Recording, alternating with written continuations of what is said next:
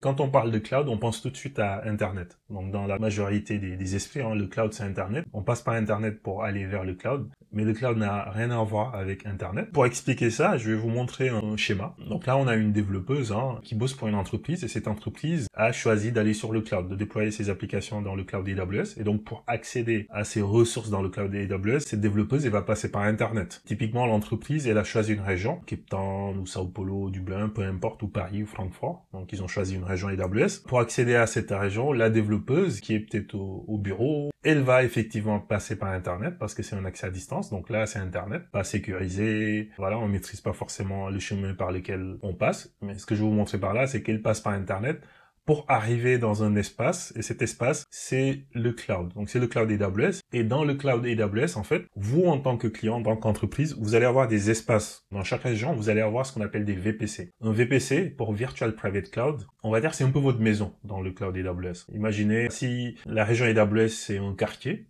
le VPC, c'est la maison dans ce quartier-là, en fait. Et votre maison, il appartient qu'à vous. C'est vous qui décidez qui entre dedans, c'est vous qui décidez si ça c'est une chambre, ça c'est un salon. Voilà, vous maîtrisez un petit peu la façon dont votre maison est architecturée. Pareil, un VPC, c'est un espace réseau. Il n'appartient qu'à vous en tant que client ou en tant qu'entreprise, et c'est vous qui décidez comment c'est architecturé. Et c'est vous qui décidez qui a accès à ce VPC ou qui n'a pas accès à ce VPC. Ce VPC, cette maison, vous allez pouvoir la diviser en chambres. Et donc ces chambres, ça s'appelle des subnets. Les subnets, ce sont des sous-ensembles du VPC. Et donc on va voir la notion de subnet public, on va voir la notion de subnet privé. Et dans ces sous-réseaux, c'est là où vous allez déployer les ressources AWS. Donc quand on dit on démarre une instance EC2 dans une région AWS, en fait, pour être beaucoup plus précis, vous allez démarrer des instances EC2 ou des bases de données dans un VPC, dans un subnet, dans ce VPC, dans une région AWS que vous avez choisi. Et donc là, on voit par exemple qu'on a des instances EC2 dans ce subnet public, on a des instances EC2 dans ce subnet privé, là on a une base de données, là on a des instances EC2. Donc nos ressources tournent dans des subnets. Cette développeuse-là, elle passe par Internet pour accéder au serveur. Elle va passer par Internet pour accéder au serveur, potentiellement accéder aux bases de données. Peut-être que ce sont ces serveurs qui vont ensuite se connecter aux bases de données, aux applications qui sont dans les sous-réseaux privés. Dans la vie de tous les jours, vous n'allez pas dire Virtual Private Cloud, c'est trop long, vous allez dire VPC. Je crée un VPC, j'ai déployé dans tel VPC. Donc c'est quoi VPC? Amazon VPC, c'est un service qui vous permet, vous, en tant qu'entreprise, de créer des espaces réseau qui sont privés dans le cloud AWS. Imaginez que M. Diouf, par exemple, il dit on va dans le cloud avec son entreprise. Quand ils vont sur le cloud, ils vont créer des VPC. Voilà, ils peuvent en avoir plusieurs d'ailleurs. Et ce VPC, c'est lui qui va contenir les ressources que l'entreprise de M. Diouf va créer. Donc si M. Diouf il dit on va démarrer des serveurs pour héberger nos applications front-end, back-end et nos bases de données, ça va être hébergé dans les VPC qu'ils ont créés. Et pour être plus précis, comme je le disais tout à l'heure, dans des subnets, on va le voir tout à l'heure. Le VPC, c'est le data center virtuel de l'entreprise de M. Diouf. Le VPC, vous le découpez en sous-ensembles qu'on appelle des sous-réseaux. Subnet égale sous-réseau. En anglais, on dit subnet. Donc c'est découpé en subnet. On va voir que les subnets, eux, ils sont au niveau de la zone de disponibilité, là où le VPC, il est au niveau de la région. Quand vous créez un VPC, AWS vous demande tout simplement la région dans laquelle vous souhaitez créer ce VPC, parce que le VPC, il existe au niveau de toute la région. Ce sont les sous-ensembles, c'est-à-dire les subnets que vous allez créer dans ce VPC, qui vont être liés à une zone de disponibilité. Vous pouvez avoir plusieurs VPC par région AWS. Pourquoi des clients vont avoir plusieurs VPC? C'est souvent pour faire de la segmentation réseau. Parce qu'un VPC, il est isolé de notre VPC. On peut tout à fait imaginer un client qui dit, moi, je crée un VPC par équipe, l'équipe marketing, l'équipe finance, ou je crée un VPC par environnement, un VPC pour le dev, un VPC pour la recette, un VPC pour la pré-prod, un VPC pour la prod, ou par BU, business unit, si on est une grande entreprise. Le VPC permet d'avoir une isolation réseau. Pour créer un VPC, vous allez utiliser une notation qui s'appelle CIDR. Pour Classless Interdomain Routing. Quand vous créez un espace réseau, en fait, cet espace réseau contient un certain nombre d'IP. Donc, pour définir cet espace réseau et les IP qui appartiennent à cet espace réseau, il y a une notation qui existe, et c'est la notation CIDR. Et c'est ça que vous allez utiliser quand vous créez un VPC. Ça ressemble à quoi? La notation CIDR permet d'identifier un bloc d'adresse IP, et ça, par exemple, c'est une notation CIDR. Là, on est en train de dire, je vais créer un VPC 172.31.00/16. Et ça veut dire beaucoup de choses. On va le voir tout à l'heure. Ça permet d'identifier un groupe d'adresses IP qui appartient à cet espace réseau, à ce VPC. Un VPC, c'est un espace réseau. C'est un groupe d'adresses IP. Alors quand je parle de VPC et d'adresse IP, c'est des IP privés, on parle pas d'IP public ici. Hein. C'est ça une notation, CIDR, c'est une IP IPv4 suivie de cette barre là, barre oblique, suivie d'un nombre décimal. Donc là on a 16, on va voir que ça peut varier, 16, 17, 18, etc., etc. Donc la notation CIDR, on l'utilise pour créer un VPC. Donc si par exemple Madame Dour elle veut créer un VPC, elle va dire ok, moi je veux créer un VPC 172.31.00/24 par exemple. Et en utilisant cette notation là, Madame Dour elle est en train à la fois de spécifier la taille du VPC, mais également les IP qui appartiennent à ce VPC. On va regarder un exemple. Par exemple, Madame Dour elle dit moi je crée un VPC, mon VPC ça va être 172.31.00/16. Ça, c'est ce qu'on appelle un masque. D'accord? C'est le masque de sous-réseau.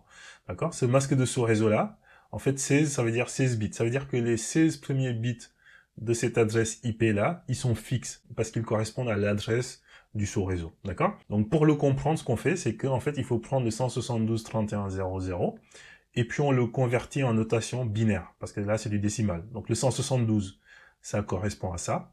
Le 31, ça correspond à ça, en notation binaire, pardon. Le 0, ça correspond à ça. Et le 0, ça correspond à ça, en notation binaire, d'accord? Donc on a mis les codes couleurs pour que vous vous retrouviez. Et maintenant, le fait de dire, quand Madame Dour dit mon VPC c'est 172.31.00/16, Madame Dour, elle est en train de dire que les 16 premiers bits ici, ils sont fixes, c'est le préfixe. Ça veut dire que toute adresse IP qui appartient à ce VPC doit absolument commencer par ce préfixe-là. Et vu que ce préfixe-là, il est fixe, ça correspond à ça. Ça veut dire que tout IP qui appartient à ce VPC doit absolument commencer par 172.31. Par exemple, 172.31.0.25, 172.31.25.22. Est-ce que 173.31.0.17 fait partie de ce VPC? Non. Pourquoi? Parce que ça commence pas par 172, ça commence par 173. Et 173, c'est pas le préfixe. Ok? Effectivement, là, le préfixe, là, c'est 8 plus 8. C'est ça qui fait 16, en fait. Hein. Et ça, c'est fixe. Maintenant, cette partie-là, qui fait pas partie du préfixe, c'est la partie variable. C'est la partie qu'on peut faire varier pour construire les IP qui appartiennent à ce VPC. D'accord? Donc ça veut dire que là, par exemple, ça peut être 0.17 ou ça peut être 12.25. Quoi qu'il en soit, le préfixe, lui, il ne bouge pas. C'est toujours 172.31. Vu que cette partie-là, c'est la partie qui peut varier pour créer des IP, d'accord? Quand Madame Dour, elle dit, moi, je fais un VPC en /16, elle est en train de fixer cette partie-là, mais en même temps, elle est en train de définir cette partie-là qui peut varier. Donc ça veut dire qu'elle est en train de spécifier en même temps la taille du VPC. Parce que plus cette partie-là, elle est grande, plus on peut avoir d'IP dans ce VPC. Moins elle est grande, moins on peut avoir d'IP dans ce VPC. Je vais vous montrer un autre exemple, ça va être encore plus clair. Tiens, moi je vais créer un VPC en 10.0.1.0/24.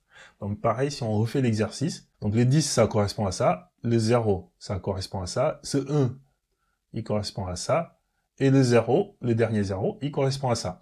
/24, ça veut dire que les 24 premiers bits, ils sont fixes. Ça veut dire que ça, c'est le préfixe, ça change pas. Donc tout IP qui appartient à ce VPC, IP privé, ça va être fixe. Il va commencer forcément par 10.0.1. Après ici, ça va changer, ça peut être 2, ça peut être 25, peu importe. Mais ça change pas. Du fait que M. Kamara ait dit que ça c'est le préfixe, donc ça veut dire que c'est ça qui peut varier. Et on voit que ça c'est plus petit en fait. Hein. Il y a que 8 bits qui restent pour pouvoir créer des IP. Et donc ces 8 bits là, ça nous permet d'avoir un VPC qui peut contenir 256 IP.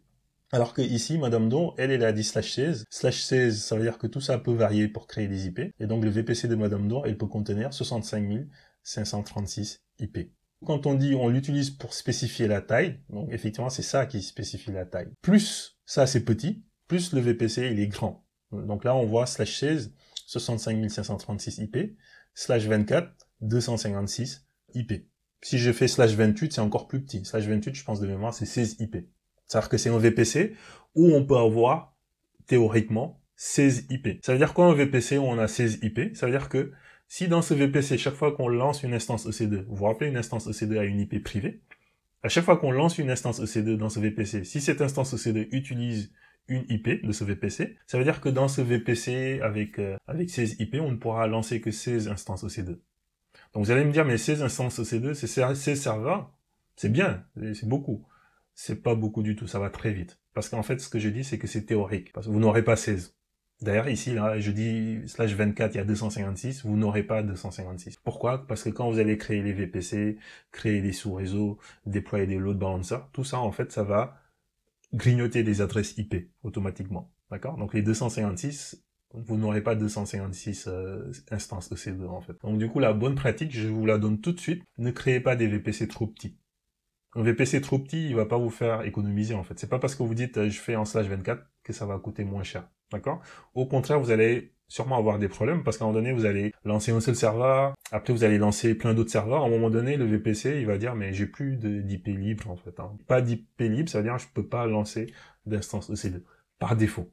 Parce qu'il y a d'autres moyens d'agrandir, mais par défaut, retenez ça en fait. Donc il vaut mieux créer un VPC en /16. Ça coûte pas plus cher. C'est 65 536 IP. Vous n'allez jamais peut-être toutes les utiliser, mais c'est pas grave. Ça va pas vous coûter plus cher. Quand vous créez un VPC, c'est obligatoire. Vous devez lui attribuer un bloc d'adresse CIDR IPv4. Les VPC supportent aussi IPv6. Quand vous choisissez un bloc CIDR, ce que AWS recommande, c'est la RFC 1918. Donc, c'est-à-dire des IP de ce genre. 10.0.0 ou 172 ou 173, comme on a vu tout à l'heure.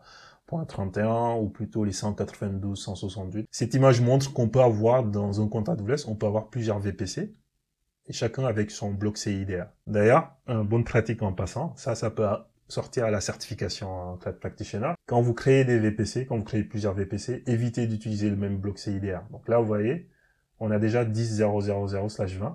Donc, si vous créez un autre VPC, même si par défaut, ils se connaissent pas, techniquement, ça va marcher, hein. Vous pouvez tout à fait créer un deuxième VPC en utilisant le même bloc CIDR, mais c'est pas une bonne pratique. Voilà. Il faut, autant que faire se peut, utiliser un bloc CIDR différent. Et voilà, c'est ce qu'on voit ici, en fait. C'est différent.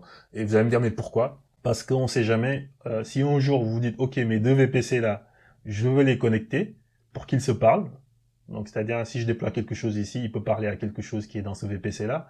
S'ils ont le même bloc CIDR, ou alors s'il y a un overlap, un chevauchement, ça va pas marcher. C'est ce qu'on appelle le VPC peering, le fait de connecter deux VPC.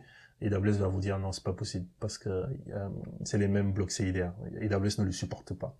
La taille du réseau du VPC, on en a parlé tout à l'heure, donc le nombre d'IP c'est défini par le masque. Il varie entre /16 et /28. Ça, on l'a pas dit tout à l'heure, mais quand vous créez un VPC, vous pouvez mettre /16 ou 17 ou 18 ou 19 jusqu'à /28. Est-ce que /29 c'est possible? Non, c'est pas possible. Est-ce que /15 c'est possible? Non, c'est pas possible. Si quelqu'un vous dit je vais créer un VPC en /15, ça marche pas, c'est pas supporté par AWS. En /29, c'est pas supporté. En /28, c'est supporté, mais je vous conseille pas encore une fois, c'est trop petit. En /16, oui, c'est supporté et ça coûte pas plus cher. Plus le masque réseau est grand, moins il y a d'adresses IP, c'est ce qu'on voit ici. /28, il y a que 16 IP, /16, il y a 65 536 IP. Un VPC, il est régional. Ça veut dire quoi? Ça veut dire il couvre l'ensemble des zones de disponibilité. En fait, lui, par défaut, même si dans la console, quand on va le créer, l'assistant va nous dire c'est quoi les zones de disponibilité, mais en fait, le VPC, lui, il est au niveau de la région. C'est les subnets qui sont au niveau des zones de disponibilité. Donc, si l'assistant dans la console, on va le faire tout à l'heure, il nous demande les zones de disponibilité, c'est pour pouvoir créer des sauts réseau dans les zones de disponibilité qu'on va lui indiquer. Quand on crée un VPC, ensuite, il faut qu'on crée des subnets dans ce VPC. C'est comme une maison. Quand on crée une maison, en fait, c'est pas juste 4 murs, en fait, hein, et un toit. Il faut qu'on crée des pièces, hein, pour le coup. Il faut créer peut-être des chambres ici, des salons là, voilà. Donc, c'est les subnets. Si le VPC, c'est la maison, les subnets, ce sont les chambres. En termes d'architecture, on va voir un exemple de VPC avec un bloc CIDR 10.0.0.0/16. Donc, c'est-à-dire que ce VPC, il peut contenir théoriquement 65 536 IP. Donc, on va créer ce VPC dans la région de notre choix. D'accord? Donc là, j'ai pas mis de région, mais on peut prendre la région qu'on veut, hein. Par exemple, Oregon, aux États-Unis. Ensuite, vous voyez ici, on va pouvoir créer des sous-réseaux. Donc là, on a mis que 2 zones de disponibilité pour simplifier. On a décidé de créer 2 sous-réseaux publics et 2 sous-réseaux privés.